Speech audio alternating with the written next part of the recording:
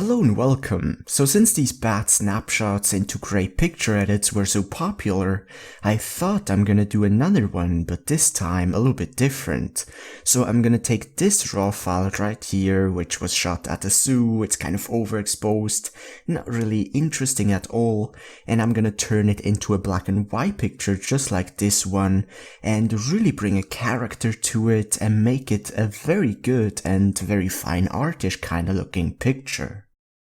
Alright, the reason why I want to go into black and white with this picture are actually two reasons, and the one being that it was shot during an overcast sky. So you can see there isn't really any color in this picture, really just a very faint bit of color, and even if I would go into the crazy plus 100 vibrant, it just doesn't bring out as much color in the pelican itself as I would like. So that's already a reason enough to go into black and white, but also it makes a picture a lot more simplistic, and especially if you see here from the pelican itself to the reflection, in black and white it's just a lot more obvious from the bright pelican to the dark reflection. Also the waves and the kind of structure and shape of the pelican, I think it works even better in black and white. So anyways, let's go into the first adjustment, and as you can see the exposure is just a little bit too bright. So I'm gonna bring that one down, and also even bring down the highlight slider to retrieve even more details within the feathers. Then let's actually straight away go into the blacks, and I'm gonna bring them down like crazy, and that is really to make this whole picture more contrasty, which once again makes everything even more clear, and I think it gives kind of a, abstract, fine artish look, so I really like that. But of course I don't want to go too far, otherwise we're not going to have any details in the waves or in the reflection of the pelican anymore. So just something like -60 works pretty well here, and contrast itself, I might even add a little bit of contrast even though there's really not too much needed. Then shadows, let's actually see. I might even bring up the shadows just so some of these very dark shadow parts are a little bit recovered, and I'm also going to bring up the whites just a little bit to get a little bit more dynamic in the overall picture. So here's before any whites adjustments and here is after. Then clarity is actually a very difficult thing because you can really go in both directions. However, I don't really think this is a picture where clarity works that well, so instead of adding any plus or minus clarity, which by the way both have a very unique kind of look to them, I'm just gonna stick at 0, even though if you would want to have more texture and really pronounce all of that texture, for example in the feathers or also in the waves, you just want to go into the plus clarity. But if you want a soft and very artistic kind of look, you might even want to go into the minus clarity. But once again, I don't think any kind of look works so well here, so I'm just gonna reset that to 0. Then tonal curve is actually very important because here you can really fine-tune the little bits of brightness and darkness of your picture. So highlight slider just affects the very bright parts of your picture. As you can see, it's really just the feathers. And here I think I'm actually going to bring them down even more so we retrieve a lot of this detail. But in a lot of the other shots, especially with clouds or a landscape, it can really work to bring that up to get additional dynamic in your picture. But once again, just gonna go around -35 here. Then the lights is really just play around with it, because here I really don't have a specific tactic either. So just go plus, minus, and at the end stick with whatever you like best. Then darks is also, it's kind of the opposite of the lights, but it doesn't really have too big of an impact in most of the cases. As you can see, it does change the picture by quite a lot, but not really in a good way, at least for my personal preference. So let's see, maybe just a little bit into the minus. Then shadows is just like the highlights in the tonal curve, it really just affects the very deep shadows, even more so than the shadow tool itself in the basic adjustments. So you can also play around with this, and it's great to use that and actually bring up if you, for example, previously brought down the black so much to get an overall more dramatic and more contrasty look, but you still want some of these dark shadow details while once again keeping that very dark look. So I do think that works pretty well. Here's before the tonal curve, here's after, and you see it's really a big difference, but at the same time you can really see that it's the very detailed parts of the picture that it affects. So definitely a great tool. Then in Lightroom, of course, we have a ton of other adjustments, and I've made plenty of complete tutorials about Lightroom. But here I really just want to concentrate on what actually makes the picture look better in a very dramatic and in a very noticeable way. So that's why I'm going to skip all of these tools, including the detail tool. And I'm actually going to go straight away down to the effects tool, and here I'm going to add some vignetting. So even though the picture is pretty dark in itself, I do want to add some more vignetting.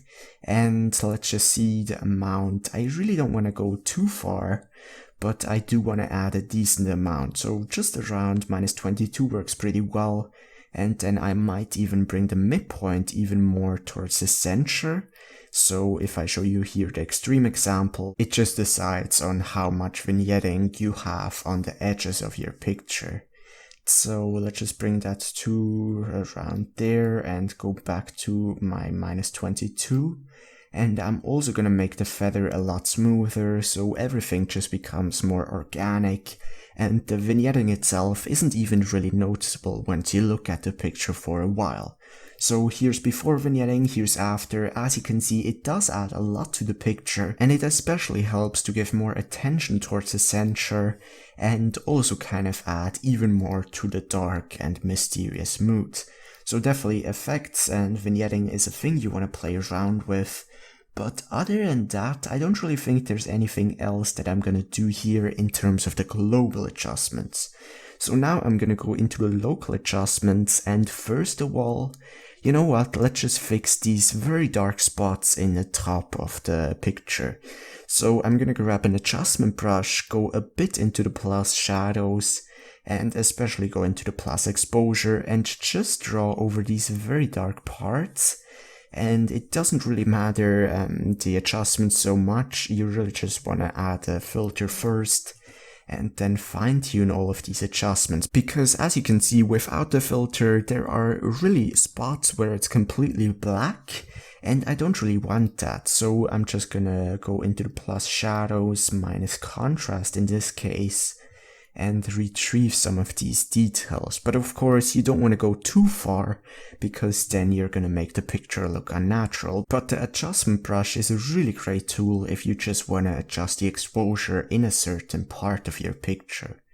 So let's just leave that there and go to the next tool. And honestly, I don't really think there's too much of a necessity for too many local adjustments here in the picture.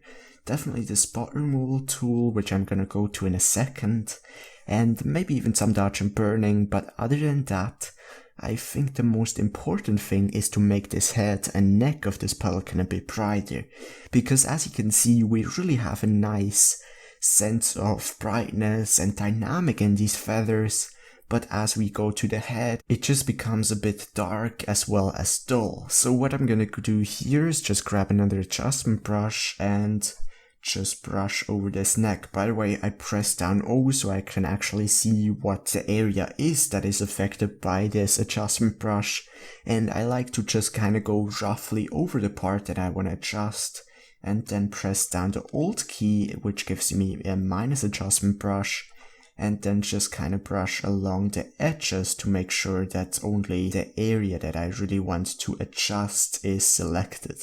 So I'm just gonna do that real quick here. And that is really the best technique that I have found to use the adjustment brush on very detailed and not really easy to reach areas. So then let's just play around with the different settings. I do think I'm gonna raise the overall exposure of this part here, and also add some contrast, really helps here.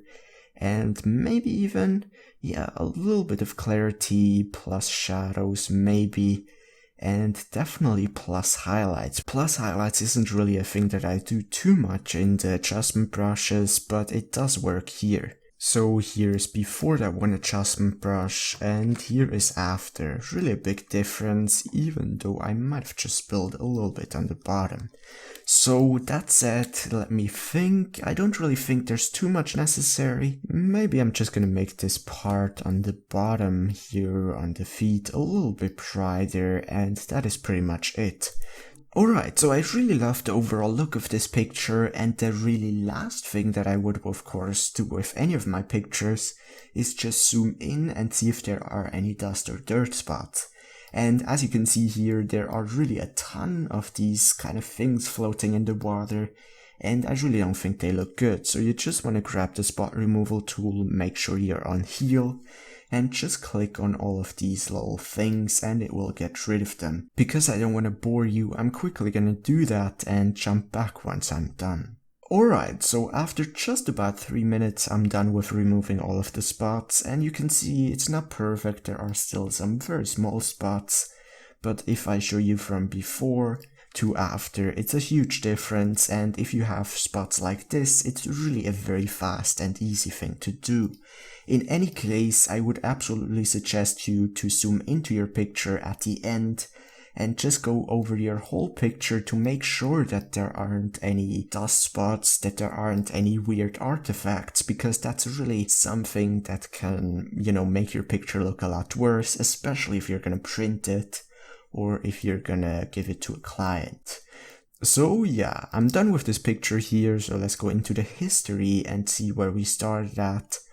This is the raw file right here, of course, and you see it really looks just like a snapshot, and probably 2 years ago I would have just deleted this picture, but by the way, here's the picture into black and white without any editing. It looks a little bit better, but compared to the picture at the end, it's really a huge difference, and I honestly think this is a really good picture in itself. It really has a lot of aspects of a good picture, and it is very interesting yet simplistic. So really amazing what you can do with Lightroom. Once again, usually I kinda make this bad snapshots into good picture edits more with color photos, but here I just wanted to try something new. So if you could take a quick second to either like or dislike the video, that would be hugely appreciated. It really helps me to see which kind of videos I should make in the future. And of course, if you have any feedback or questions at all, then just be sure to leave them in the comments below. Anyways, I'm gonna sign out here. Thank you very much for watching, and I hope you have a great day.